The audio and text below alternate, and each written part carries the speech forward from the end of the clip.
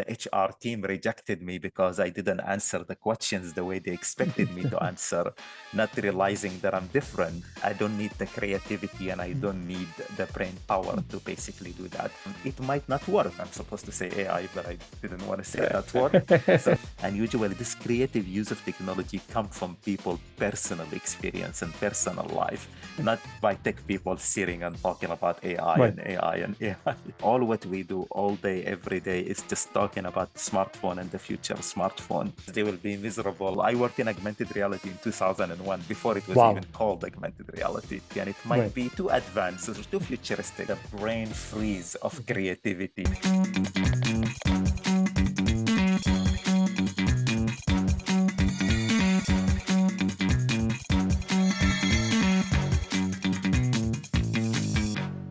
Hey everyone, welcome to a new episode of the AI Best Business Show, the show where you'll best learn about business, entrepreneurship, tech, and the world of startups. Today I have with me a special guest, Moaz. I'll let Moaz introduce himself because he's a special guest, and whatever introduction I do, it won't be enough. Moaz, welcome to the show.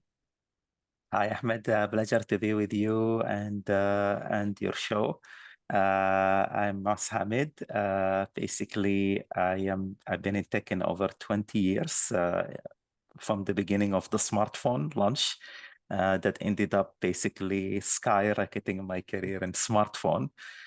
So was early lead for the launch of HTC, and then later on moved to Microsoft to do Windows Mobile and bring all the other brands from LG to Samsung to Palm, work with them in their go-to-market strategies, enterprise strategies, operator strategies, and also solutions that help deploy smartphone in the corporate world to increase the adaptation of smartphone. Shortly after it, moved to Google as well to do similar work with Android and Chrome OS, then Google Maps as well, and Google Search Appliance. And over the last 8 years, I've been building entrepreneurship program to basically support entrepreneurs, young entrepreneurs and first-time entrepreneurs specifically, help them launch their ideas from an idea into a business and into fundraising, and hopefully into successful businesses that recruiting people and creating jobs and opportunities. And most recently started focusing my life and my career around the disability space to support people with disability through technology and making technology more accessible for them.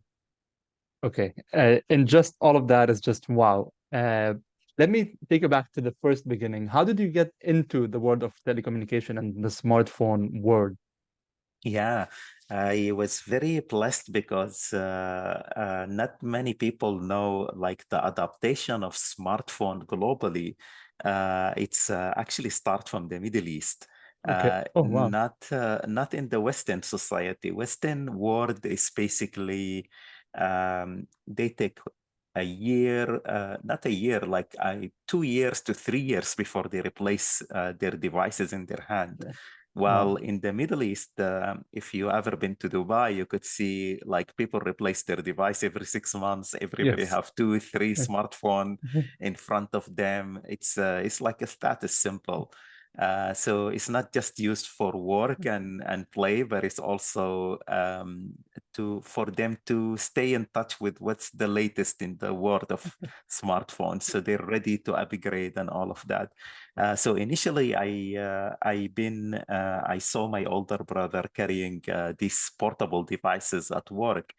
He used to work with Nortel Telecom while I was busy with my music career, and he encouraged me to move to tech and focus in tech. And it happened that I knew how to code at the time, and tech was Wow. in the back Okay. of my mind. So it was easy decision for me to focus on smartphone and move to devices on a technology, basically. So I started my career initially with Palm as a community evangelist, but I was more interested in what's next.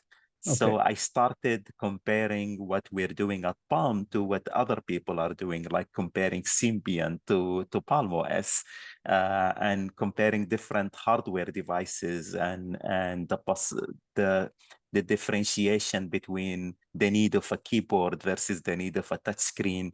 And I started putting all these analysis online for other companies and other people to learn about, and it attracted the attention of many people. And with that led to me joining with my colleague, basically, who joined before me, an investment of Nordic Capital that created a company called Dangar Telecom, that its job is to focus in the investment in smartphone and the future of smartphone. And our first investment was that created the brand HTC. Okay. So that's how I started my career in the smartphone. Okay. You went ahead and used that career, and you worked at Google, Microsoft, Sony, Samsung, and helping them establish these smartphone strategies and partnerships. Uh, I I want to get to know, and you're working at such these companies now. Who are people you met at these companies that really changed the trajectory of your life? Who are people that were left an impact on how you thought about the world and how you thought about technology and startups?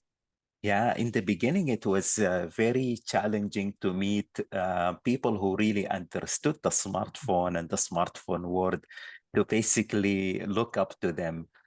So for me, I always looked west at Palm, where Okay. Jeff Hawkins was the creator of the handspring and the Tirio and the Palm itself. And he was like someone I looked up to my entire career in the beginning of my career, because he was able to move between technology and marketing and AI, and the way that he was moving his career toward what's next and what's in the future. And for me, it was like if you told me name a futurist in the entire universe, the first person in my head was Jeff Hawkins. Okay. And basically, as I started my career, my best friend, who was similar to me in age, basically was the person who was guiding also my career as well. So basically, it's very important. They tell you you're the sum of your friend and people you're spending time with. Yes. So both of us were so interested in smartphone, and basically weekdays, evenings, what we do all day, every day is just talking about smartphone and the future smartphone. But shortly after it, I met an incredible human who was my boss's boss at Microsoft. His name is Mo Jawdat, and Mo left a big impression on me, and excited me about doing things globally and at a big scale. And he was the reason why I moved to Google after it, to basically work closer to him, from the launch of Google Map all the way to the launch of Google Appliance, and to look up for what's next. And he was also the reason why I stayed in Silicon Valley and I started building um, moving my career toward entrepreneurship and supporting entrepreneurship at scale globally. Okay. I noticed you always focus on what's next. That's a big question you kind of always have, and that's guiding you. Uh, Looking at your career, you were an advisor for SoftBank, especially in AI and in the robotics space. Uh, if you could tell me when you started being an advisor there, what was the state of that uh, industry, AI and robotics? And if we could look at the future, and especially seeing all the advancement in AI, what do you think it's what's next for AI and robotics? Yeah, so in the beginning, when I first started with SoftBank, and it wasn't like something new for me. I seen it throughout my career. A smartphone is like the closest thing that we had, that basically we could help enhance your life and make it simpler for you. So when we're working at HTC, we had this problem, for example, where people used to lose their stylus all the time with their Okay. smartphone, and we bundle 3 or 5 stylus in the box, and they still lose all the 5 of them, and they still want more of them. So we decided at the time, like, let's focus more into making our smartphone more user friendly, And it was like you could think of it as like the beginning of AI on smartphone. We didn't call it AI because we were thinking of how can I make your life simpler? How can I bring up things in front of you before you even know that you needed them? How can I make them bigger so you could use your fingers instead of needing a stylus all the time and keep losing them and all? So that led to us creating the HTC Sense that basically made the user interface of the smartphone a lot more friendly and updated your contact with the photos of the people that you're calling Wow. without you having to do this job manually. So we did most of the work for you technologically using software. So when and we had like few investment also during the time that basically helped us explain to people and simplify to people like why they should spend $1,000 to buy a smartphone. At the time, smartphone was really expensive. Yeah. And $1,000 back then is comparison to today, it was a lot of money also. So some of these investment like included Skype, for example, and Skype at the time was a hardware company. But also for us to think like a Skype as a hardware company, a desktop phone that you pick up and dial digit with it and add a prepaid card to it so you could make an international voice over IP call. How can we simplify that into something more meaningful? So our investment in Skype was to move them into a software in our smartphone. Wow. So Okay. we could use this beautiful devices that we're creating and carry a Skype with us outside of the office. But what about the system that we had in the office also? So we started designing like small boxes that you leave in the office that connect to your Skype desktop phone. So when somebody call your Skype phone, this box pick up the phone in your behalf Wow. and then answer the call and then forward the call to your mobile phone, call your mobile phone, and then link up this international call through a local call into your phone. So it's Wow. like also like a beginning of a robotic state and AI state. So joining SoftBank was a natural progression of my career at the time. But what they were thinking about was something even bigger than just the robot and AI itself. Because I could speak about robotic and AI all day, every day for the next 20 years. But it's not meaningful to people if I don't explain how will it be usable in your daily life. Right. How can I integrate this into your daily life? So my role with SoftBank was literally about that. How can I integrate robotic in government? How can I bring up AI in government? And what's the role of AI in government? What's the role of robotic in government? And the reason why we started with government was because of the high cost of AI software and robotic at the time. And now with the explosion that is happening today and the cost is getting reduced dramatically, of these softwares and the potential of them, people don't even realize it, and they think like we are just about to enter the AI boom, but we already entered the AI boom. Right. Everybody who's carrying an iPhone in their hand today, he have an AI in their own pocket, waiting for them to interact with it. But people don't think about it this way because we have Apple doesn't say you have an AI in your pocket, because Apple is end of the day is a human company. They're Yes. talking human language, and AI and robotic is not a human language. I need to tell you how will my product be integrated into your life and your daily life versus I tell you about the technology, which is what am I going to do with this technology? So that's the difference between what's happening today and what actually should happen today. Okay. So basically, you use what I understood from this is AI is something that makes our life simpler.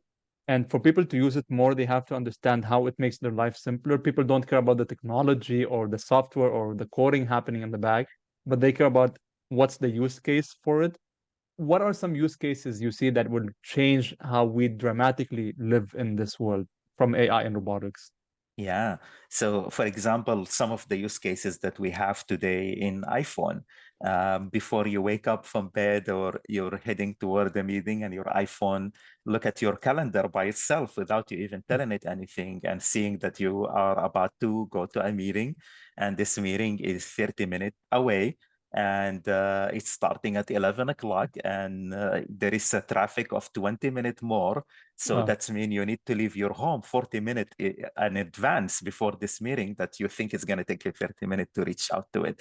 And then it pop up a notification for you telling you, hey, it's time to go to this meeting. You're going to be stuck in traffic if you then head to the meeting right now. So Apple didn't mention to you that you have an AI in your phone that does this work for you, but it's already there. You notice it, you wake up in the morning, and suddenly this is what your iPhone is telling you. So this way of using AI and integrating AI in our life, this is um, what we should aspire for versus the way that we're overhyping it today and scaring people from it today, Right. and making people like fearful of their career and their future, because it's going to take time for it to basically become that powerful thing that will take over our job or take over our life. But instead, if I build up the tools and prepare these tools that help you become this superhuman in your job, like you're in the call center, for example, answering calls, and before you even answer the call, the AI told you like this user is call about this issue, and usually this is the calls that he call about. So very likely this call will be about this topic, and that's what you Right. need to think about when you're answering the call. So now when you're answering the call, it's more of a human interaction, versus I'm telling you, it's like AI gonna do this and do that and do this and do that. And it's not yet in your life, and you're not interacting with it this way that you're supposed to be, that I'm claiming it's gonna do, and it's gonna interact and take over your job for you. And this is what I always tell, like, I have a group of friends and we always speak about AI and what's the impact of it. And most of them are just scared that AI is going to take over everyone's job and it's going to do everyone's job. But what I believe in is going to make us more productive. It's going to give us the tool to become more productive. So instead of you achieving 5% of your job, now you're able to achieve 20% of your job in much less time, get paid the same, and have more free time to spend with your family and friends. And David Friedberg says we human went from being uh, kind of laborers to being creators, and today with AI we're going to be dictators. So before we used to down to the farm and do the work ourselves, then we created machines that do the job for us, and now we're just going to sit and tell AI what to do, but it's going to be productive for us to improve our life and quality of being. Yeah, and what more can we do, and how Yeah. can we do it in a more efficient way? End of the day, Yes. the decision will be ours to Yes. make, and that's like my colleague, for example, who had our digital. He basically went into ChatGPT and told it about a campaign that we were thinking about, which usually we both brainstorm around it and Yeah. make decision around it, and it takes us days to actually put it together. And he went to the AI and gave it the idea, and the AI proposed multiple suggestions. But end of the day, it's our creativity that basically allowed it to reach this potential. Right. And the end of the day, the decision is ours also, because we know better the human that we Yeah. need to interact with and their feeling, versus what AI know is data that is out there that is not relevant to how people feel and how we interact with each other yet. So this way is basically we are able to do the, like, if it's gonna go out and sell it's our product for us, then of course we will be much happier, but we have to do most of the work end Right. of the day. Exactly. But it's a good starting point for you to build on. Absolutely, absolutely. It reduce like the gap of the brain freeze of Mhm. creativity, Yes. as you're making decision in your daily life, and everybody have a limit of the number of decision they could make per day. So That's when we true. use AI to help us with this decision and filter these decision and filter what we need to see, for example, when I open my email every day, I don't really open each email and read it in the morning, because you only have much brain capacity and power that you could make decision with every day. So when I open my email in the early beginning of the day, I just skip most of the email and I look for what's most important one that I need to reply to it right now, and Right. leave the rest to the end of the day where I don't need the creativity and I don't need the brain power to basically do that. So instead of me doing this task, AI will hopefully do this for me very soon and highlight these emails, the most important messages and the most important email for me that I need to interact with today, and leave the rest for later.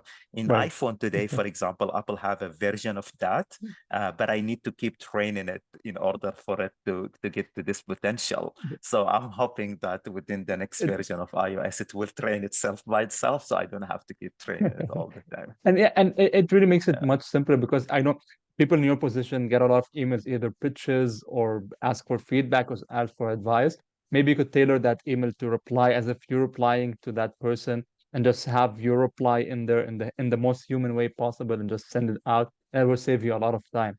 You were part of the people who kind of launched the smartphone uh, to the whole world. If you were to give an advice for someone who's an entrepreneur today and wants to get on the wave of AI and robotics, what's your advice to them? What would you tell them? How would you tell them to take advantage of this technology that's on the rise today? Yeah, before you try to do anything, and people will pull you left and right in this AI space to get you in different projects. Always look for what's the problem that they're trying to solve exactly. And if you could find a meaningful problem that align with you and your values and what you want to dedicate your life for, I think this will be like the good start. The second step is not to get into building something, because there is so much out there, so many libraries already waiting for us Right, to take advantage of. So instead, the next step will be is to find the people who are touched by that problem and speak to them and integrate them into the conversation. So by the time you complete what you're building, you're not trying to compete against another company that do something similar to you. And that's because today is what you're going to be noticing. Everybody's building exactly the same thing, right, thinking they're the first one to do this. And that's what we see in the entrepreneurship and the startup world as well. So what differentiates us and how you protect your business against the competitors and the next person who's building the same thing you're building is actually finding these customers that you want to make their life easier and make their life better, and integrate them into the conversation. So by the time you complete your project, you at least have a place to deploy it and have a right. client for it and a client base for it. So you could run from there and get into the venture world and raise some capital for it to be able to reach more clients. And now you're no longer talking about AI this and AI that, but no, now you're talking about real use cases in people life and in customer life, and how much is changing their companies and saving them capital and saving them time and saving them resources and all of that. Right.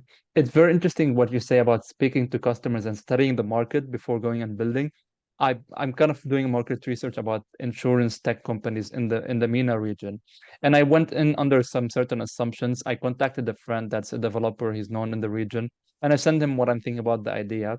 And he comes back to me with a bunch of list of questions. And the first question is like, how are you going to be different from this, and this startup? And for the past 2 days, I'm trying to figure out, wow, how am I going to be different? I didn't think about these three players in the industry, because I just assumed that these players aren't in the market. And I went ahead building my whole idea around how I'm going to create this, but they're already there. So speaking to customers is very important in the aspect of building a startup. Yeah. And very likely they might not be happy with what's out there. So by Right. finding even that first customer and sitting with them in their office and see how are they using the current solution, and then what's their challenge that they're facing with their current solution, and what's improvement, you might end up develop just a small API that improve what they have today. And this Right. API be so compelling for them that their initial corporates that they're buying the technology from realize that, oh my God, I need this technology that Ahmed and his team built. And let's talk to them and maybe buy their company and bring them into our team as well. No, that's very true. As part of your career, you were at Snapchat. Yeah. You mentored the Yellow Accelerator, which is a launch pad for creative minds and entrepreneurs. What I want to ask you is a lot of what an entrepreneur does is storytell and selling his vision, whether it's his startup, whether it's recruiting. In role of the advisor and the people you've met, what are challenges entrepreneurs face in storytelling and being creative about storytelling? Yeah, and I was one of them as well, like Right? until like maybe the last 5 years. If you ask me about my story and what I'm working on, I am just telling you about my tech career. Like I never connected my tech career to my personal life. And literally this is most of entrepreneur the same way. Right. But 5 years ago, I met a dear friend who was, or 6 years ago, I met a dear friend who was mentoring with me in one of our entrepreneurship program. And she was focusing a lot on the storytelling and how can you bring your life story into what you're working every day to make it more meaningful and more human to the clients and the potential investor you're talking with. And she basically helped me dramatically to build my story with what I'm working on. So today, when I look at my venture fund and the startup that I did before it, it's literally exactly my life story. And Wow. it make your work very meaningful, and it make you want to wake up every morning to do more of it, because first of all, you helping yourself, and you realize like this could have helped you personally. And what's so special about Yellow and the SNAP program is that it's in the intersection of creativity and technology. So we're looking for this amazing story out there and a creative use of technology. And usually this creative use of technology come from people personal experience and personal life, not by tech people sitting and talking about AI Right. and AI and AI. That like what is happening today, but it's a personal story of someone who's struggling with something, and then he ended up basically building this technology that helped make his life easier, without mentioning how he built the technology and what other technology he Yeah. used, because AI end of the day is just a tool, is nothing more than that. It's a tool that's going to help us solve a problem. And Right. so what are these problems? How are these problems related to your story? That's what make help you connect to your investor and to the venture world and tell a better story. And then always once it start with you, because you are able to know better about your experience and the challenge that you face. And then by looking for more people around you who face a similar challenge and similar issue, then you start to realize that, wow, this is, I didn't even understand this about myself, but now I'm learning also about myself that help me become happier and not just more productive and more accomplished, but happier in the things that I do every day. And that's the biggest challenge that we're facing in our world today. The rise of loneliness. Most of people are not happy. They go to work just to pay the bills, not to be happy and to feel happy that they're getting up out of their home and going to work every day. Right. So when things are more connected to our stories and to our personal, even the team themselves who thought of this as just a job, that they're waking up every morning to come so they could pay their rent and pay their bills. Now they become more connected with these leaders who are telling their personal story and connected this job to their personal story. So they feel that they are helping their leaders and contributing to their customer life and making their life easier, versus I'm just coming to write this code for this feature and then I'm going to go home so I could keep paying my rent and eat and all of that. On that, how do you link your story with starting the movement fund? Yeah, yeah. So initially, when I first started Movement Venture, I wasn't sure exactly what are we building, if it was a startup or it was a fund or it's a project or a nonprofit even that is going to support and help people with disability. And that's because after shortly finishing one of the entrepreneurship program that we built for at-risk youth, many of the audience were talking to us about disability, but I never connected it to my personal life yet, because I was just looking for, there was a big unemployment, and every person with disability lost their job, and Right. the unfairness of this, and feeling even ashamed that I didn't know about this issue, and being in 20 years of tech and all. So when I started working about movement venture and what we're doing, and started to brainstorm with my friends and colleagues, then I realized, and I remember the story of my friend helping me with my startup previously, who Right. basically helped me integrate my personal story to the work that I'm doing. And then I start to realize, like, oh my God, wait a minute. It took me a long time to start speaking as a child. My mom really struggled with me to talk to her more and to speak more and to have conversations and to answer questions. And then even fast forward throughout my career, basically, when I was moving between one of the positions that I have to another position, the HR team rejected me because I didn't answer the questions the way they expected me to answer, not realizing that I'm different than the rest of them because I'm in the spectrum. Right. And then my colleague basically fighting for me to get that position that he wanted me to get, and he believed that I'm going to contribute more to it. So once that connected, then I realized that, oh my God, like this entire life and career that I've been building, it's just been helping me learn and helping preparing me to launch what Movement Venture is today. So you never know, basically.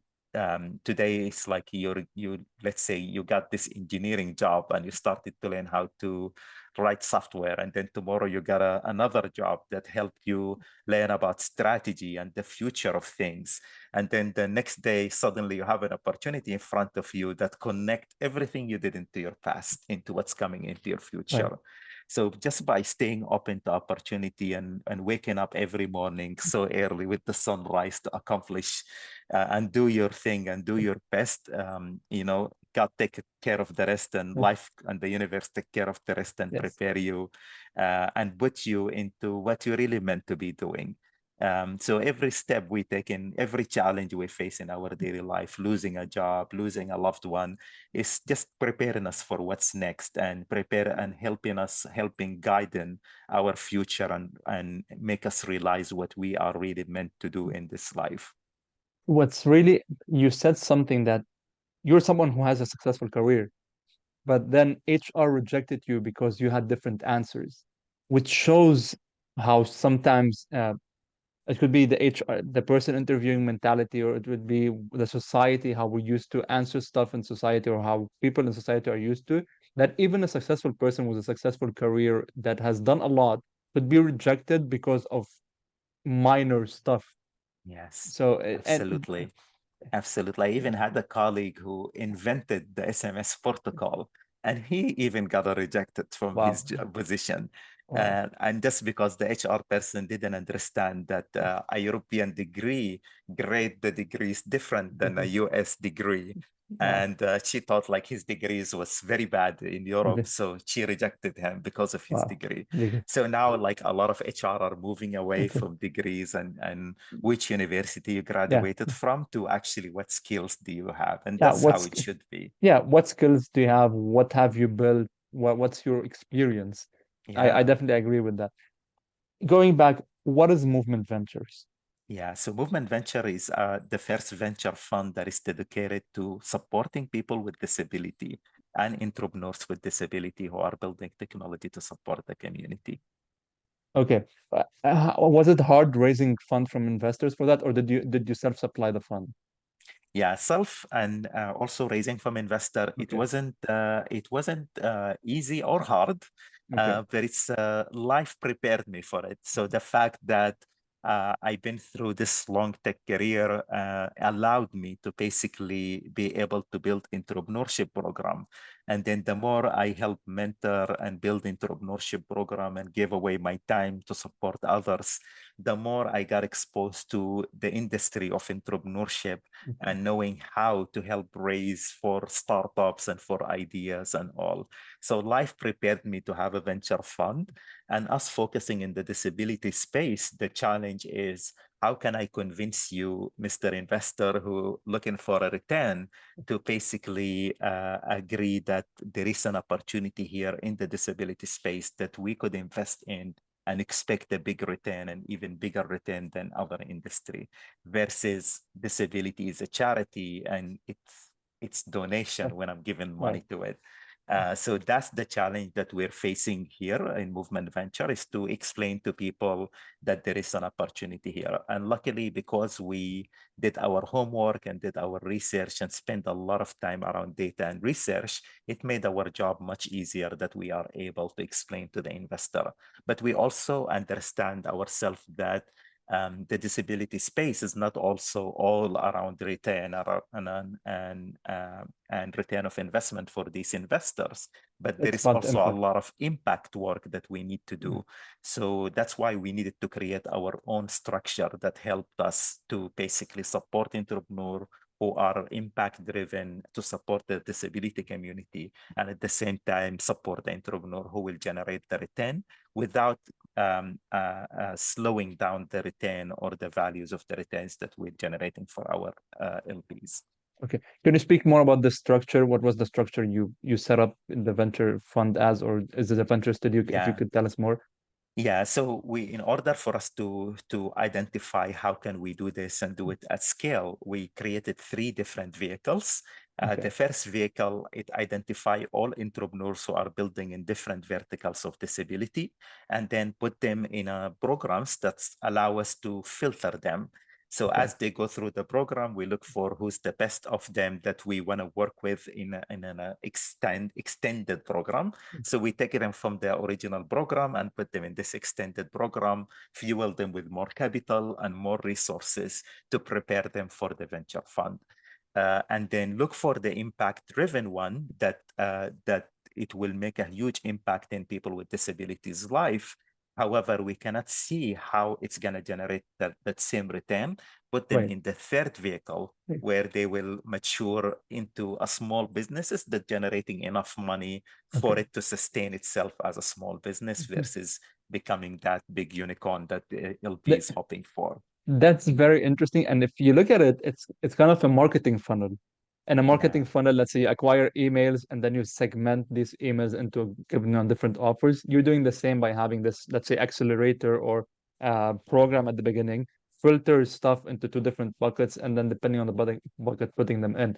A lot of people are hearing you speak about the disability space, but no one, probably 1% of us know about the industry or about the space. And you being deep into it, if you could tell us more, what's the state of the industry? What are some startups that you've seen that help in that space? If you could just give us a deeper look in what you're building and what you're seeing in the industry. absolutely. So the disability space, when people thinking about it today, they or any industry in that fact, like when people look at an industry or an opportunity in front of them, they try to connect it to their life. Right. So unfortunately, most people, they don't see many disabled people in the Yes. world, so they think there is no opportunity here, or it's Right. something very small. But today there is over 2.5 billion people who are Wow. using assistive tech. Assistive tech is include everything from a hearing aid to eyeglasses, everything that allow you to basically function and live a good life. And when you filter it down to people with disability that really need a cane or a wheelchair or a guide to help them navigate the environment, there is 1.5 billion people. And as we age, this number is not slowing down, it's only on the rise. Today, there is more young people who are losing their hearing because of all of us listening to music and calls and all through our headphone at a very loud voice, Right. loud volume.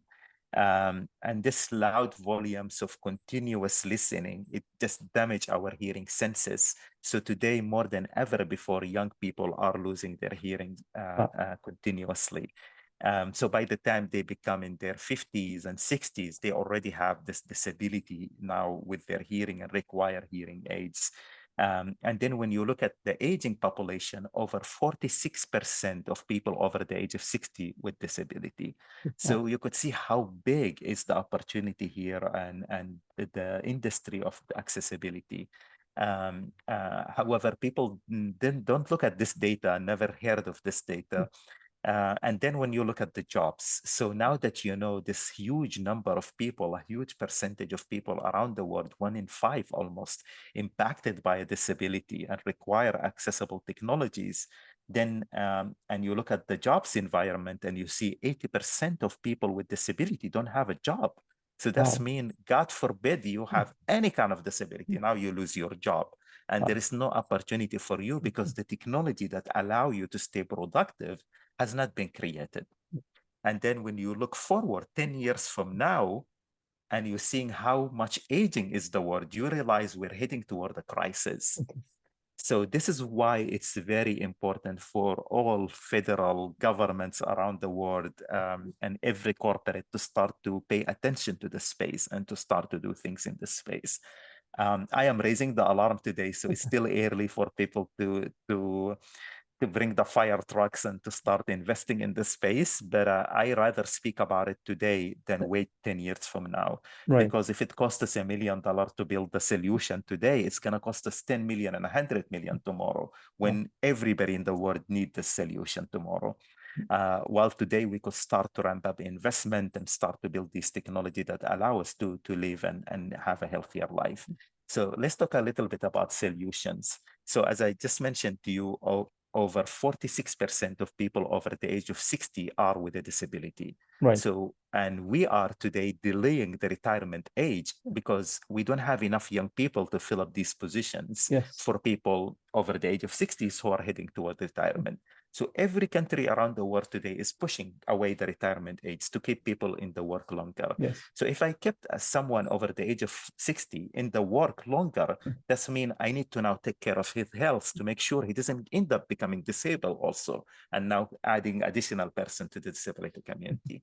So someone over the age of 60, and I'm telling him, sit in your chair in front of your laptop for the next 3 hours, I'm very likely to give him a stroke. I cannot let someone over the age of 60 sit for these long hours. I need to get him to get up from his chair and move regularly. So I just recently met this startup that created this automated cushion that you put, I'm supposed to say AI, but I didn't want to say that word. So he put this cushion in top of your chair and you sit in it as someone who work long hours in front of the laptop. So the cushion automatically adjusts based on the body weight, the blood circulation of the body to prevent the stroke from happening. Oh, wow. But at the same time, it keeps the blood circulation flowing for younger people. So, and it alert them there is time to move or to get out of the chair also and take a walk and come back to the chair again so we could live a healthier life. Literally, these short breaks that we need to take every 40 minutes from sitting, it's basically what result in us having a longer, more productive and healthier life.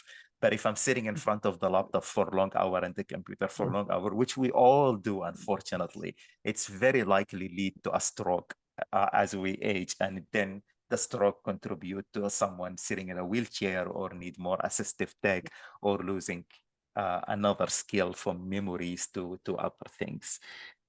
So that's one of the technology. Wow. And I think I'm sure, is there a way people could see what startups you're investing in? There's a list of these startups. Oh, Maybe. yeah, absolutely.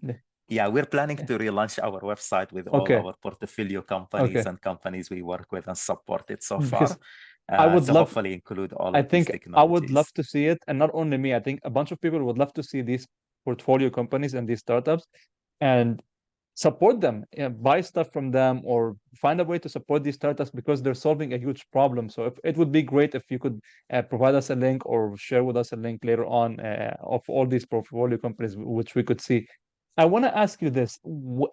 You're investing in all these startups. What is your criteria when you're investing?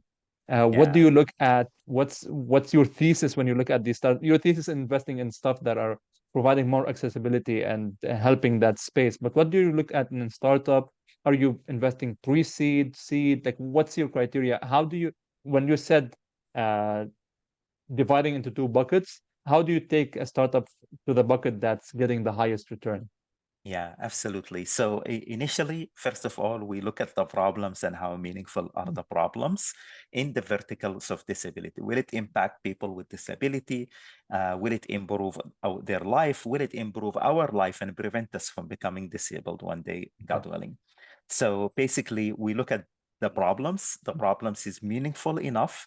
Then we start looking at the potential of the problem after that. And then decide on it, like now it joined the first program. After, when it joined the first program, it allows us to also understand the humans behind the problem and who are Right. solving for this solution, and learn more about them in without having to judge them so early. Like majority of the venture world, they start with the founders. Right. So instead of judging the founders and starting with the founder, we're starting with the problem, the potential of the problem. Then we put the entrepreneur in a program where he could show us his ability and his willingness and his heart and his passion to solve this problem. And then that allows us to start to research ourselves. We do a lot of research Okay. ourselves to understand, like, okay, this problem will generate for us the return that expected from the venture world. So we move it to our venture arm, where it's from there it receive additional investment and additional resources and support to make sure the product is validated and it's working for the community it's supposed to work for. It might not work for this community and it might Right. be too advanced or too futuristic. It's always like, and the biggest problem we have in tech is like the tech come out before it's time, before it's Yes. ready. So it's more futuristic. So we need to hold it back for a little bit and come back to it again. Like augmented reality, for example. I worked in augmented reality in 2001 before it was even Wow. called augmented reality. And Wow. still until today is not a mass stream yet, but we're getting there Yeah. eventually. So tomorrow, hopefully, it will not look like a futuristic product, but it look like it's the today product that we need today.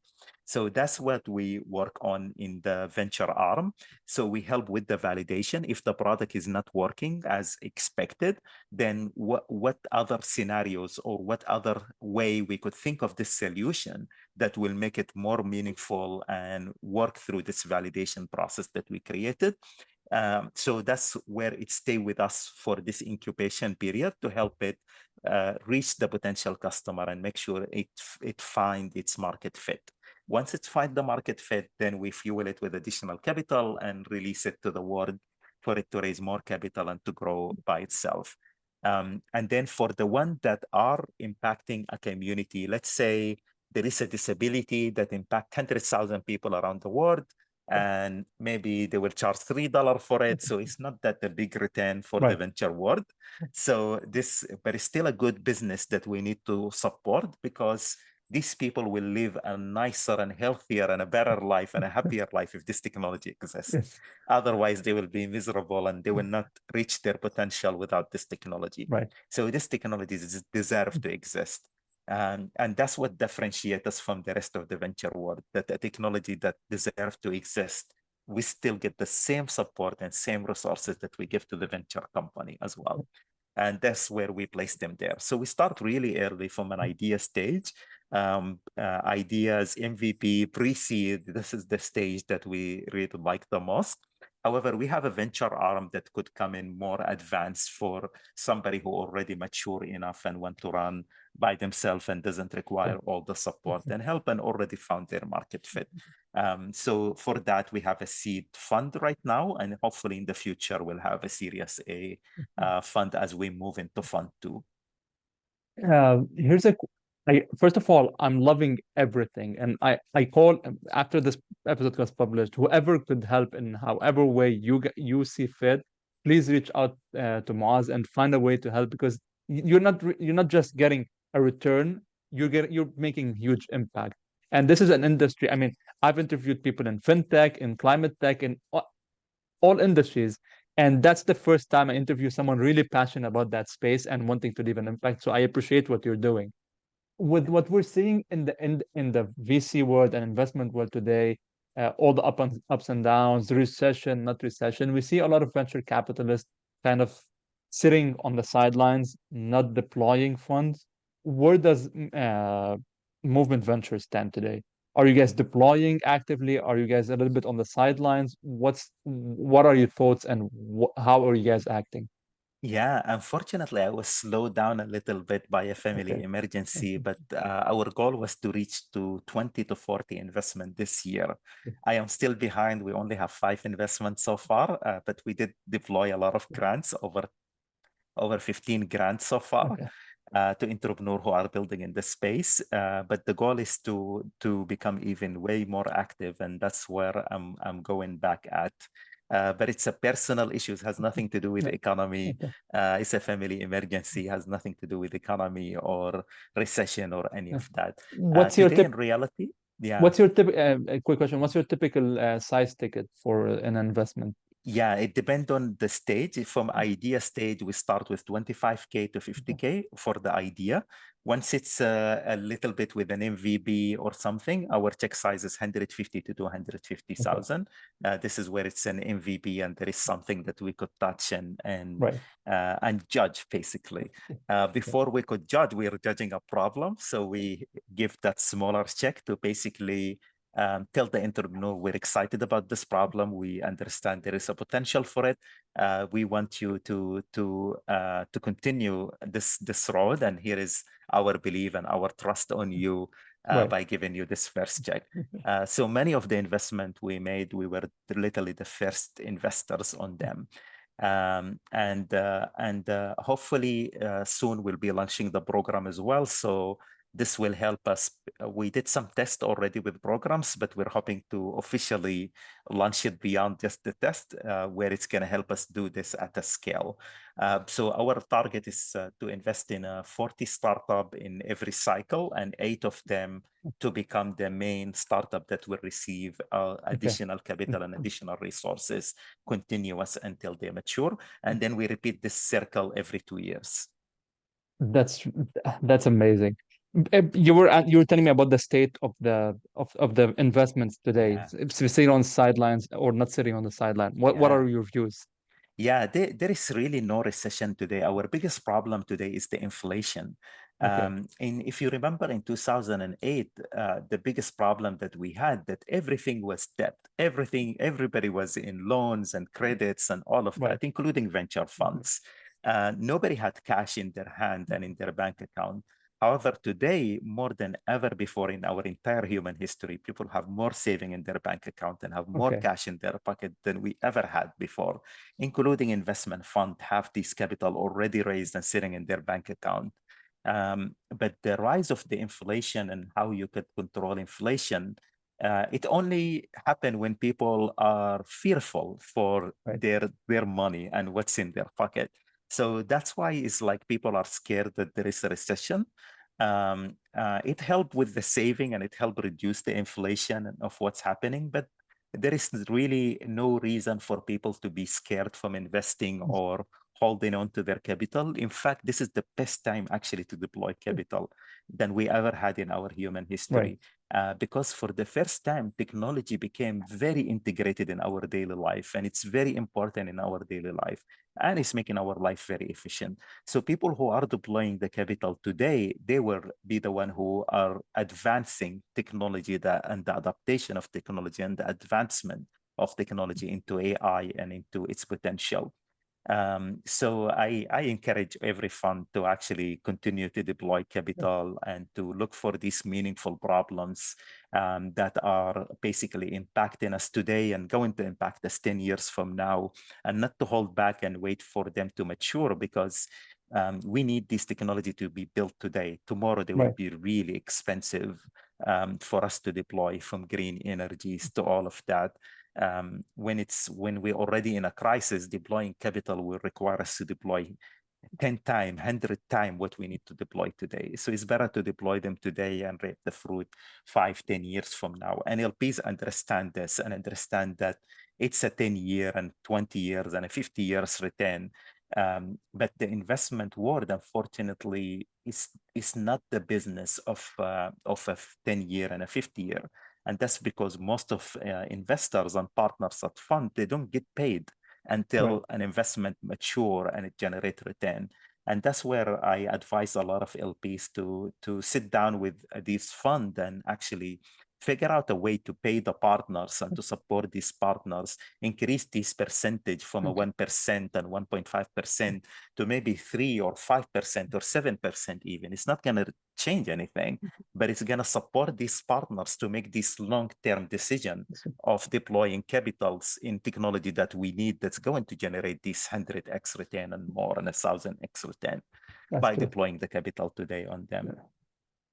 Moaz, I think this was a great episode. I could go forever and ever. Like I could spend another probably 4 hours chatting with you about all the different wealth and wisdom and knowledge you have. I appreciate everything. During that episode, I learned a lot, and of course, the audience is gonna learn a lot. Any last thoughts? Where could people follow more? What are you doing? How could people help you more? Go ahead. Feel free to link anything. Absolutely. Follow us in LinkedIn and in Twitter, MVMTVC, and our website, mvmt.vc.